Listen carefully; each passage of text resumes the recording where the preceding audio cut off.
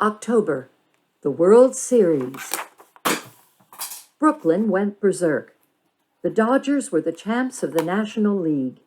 Jackie Robinson was voted Rookie of the Year by the Sporting News. Nothing else mattered but the World Series. Each day during the series, at the sound of the school bell, Shirley and her classmates dashed to Mr. P's to cheer their team. This was no game. This was war. Huddled on empty soda crates, they sweated out each play. A Yankee hit, a blow to the stomach. A run, a mortal wound. A Dodgers steal, a seizure of enemy territory. A score, a hero's welcome. When the Yankees won the first two games easily, Tommy made the mistake of saying, "The bums played like amateurs." No one spoke to him after that, except Shirley, who sensed his tough talk masked a loyalty as passionate as the others. "You didn't mean it, did you?" "Sure meant it. Amateurs, girl amateurs to boot." The next game was the longest ever played in the history of the World Series, over 3 hours of hard hitting and fielding and running at Ebbets Field. If it had gone into extra innings, Shirley's heart would have stopped. The Dodgers finally edged the Bronx Bombers 9-8. Relief swooped through the crowd like the news of a snowstorm on the morning when a report not yet written was due. After the fourth game, Cookie was on the lips of everyone. It had nothing to do with chocolate chips. It had everything to do with a player named Lavagetto. He was called off the bench to pitch hit with 2 outs in the ninth, 2 Dodgers on base after walks, and the enemy leading by 1 run. The Yankee pitcher was 1 out away from becoming a phenomenon so rare that it had never been seen before. The first man to pitch a no-hitter in the World Series. Lavagetto swung and missed. Shirley prayed. He swung again. At the crack of the bat, everyone jumped to his feet and did not breathe until the ball hit the concrete wall to drive in the winning runs. The series was tied. In the last inning of the 5th inning, Mabel shook Shirley like a bottle of ketchup, shouting, "Do it again! Bust this one out of the park, Cookie!"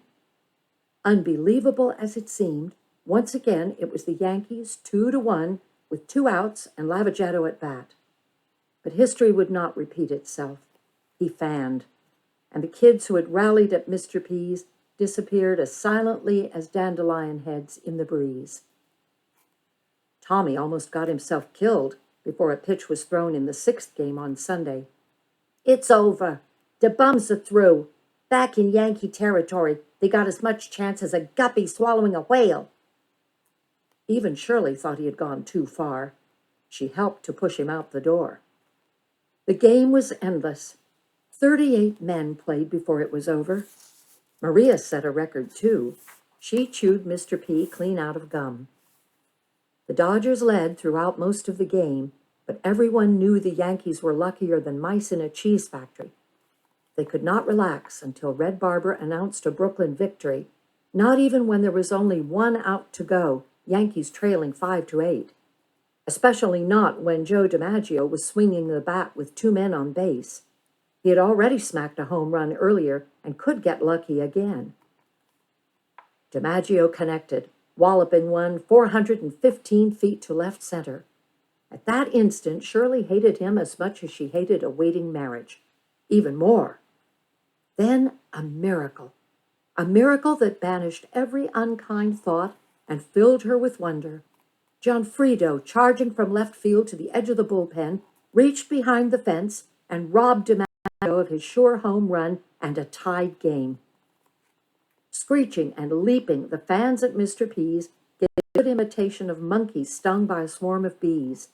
Even the boxes of ivory snow and cornflakes, jars of peanut butter and mustard, hopped. Forgetting 39 generations of Confucian breeding, Shirley hugged anyone in reach.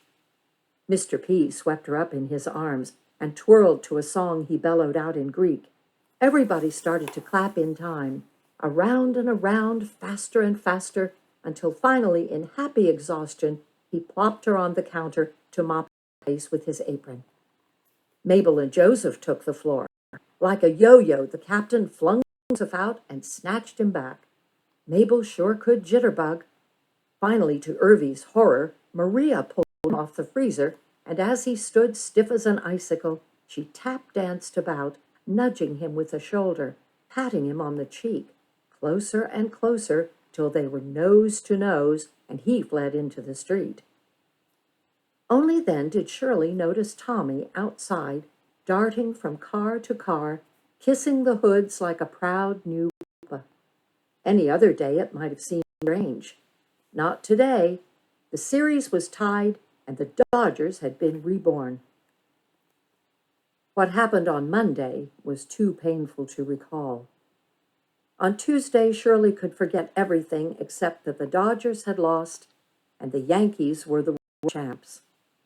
Oh, she got up in the morning and went to bed at night, what she was supposed to, but her heart wasn't in it. Wait until next year, everyone said. Only next year seemed as far away as a balloon lost in summer skies.